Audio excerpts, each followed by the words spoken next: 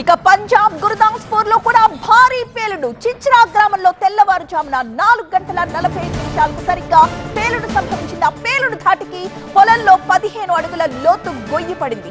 40 అడుగుల పొడవుతో ఈ గొయ్యి పడింది అంటున్నారు స్థానికులు. పేలుడు ధాటికి పూర్తిగా భయభ్రాంతులకు గురయ్యారు అక్కడి స్థానికులు. 4 కిలోమీటర్ల పరిధిలో ఇళ్ల కిటికీలన్నీ ధ్వంసమైపోయాయి. ఆ గొయ్యికి సంబంధించిన దృశ్యాలు కూడా మనం చూడొచ్చు. పంజాబ్ గురుదాస్పూర్ లో భారీ పేలుడికి చిచ్రా గ్రామంలో తెల్లవారుజామున 4:45 ఏర్పడ్డ పేలుడికి పొలంలో 15 అడుగుల లోతు గొయ్యి ఏర్పడింది. 40 అడుగుల పొడవుతో ఆ గొయ్యిని ఏర్పడిందని గమనించామని చెప్తున్నారు స్థానికులు. పేలుడు ధాటికి పూర్తిగా అక్కడ ప్రజలందరూ భయభ్రాంతులకు గురవుతున్నారు. ఎప్పుడు ఎటువైపు నుంచి ఎలాంటి డ్రోన్ వచ్చి పడుతుందో, ఎలాంటి బాంబులు వచ్చి పడతాయో అంటూ వాళ్ళంతా బిక్కుబిక్కుమని గడుపుతున్నారు. మొత్తం 4 కిలోమీటర్ల పరిధిలో ఇళ్ల కిటికీలు కూడా ధ్వంసమైపోయాయి. మరొక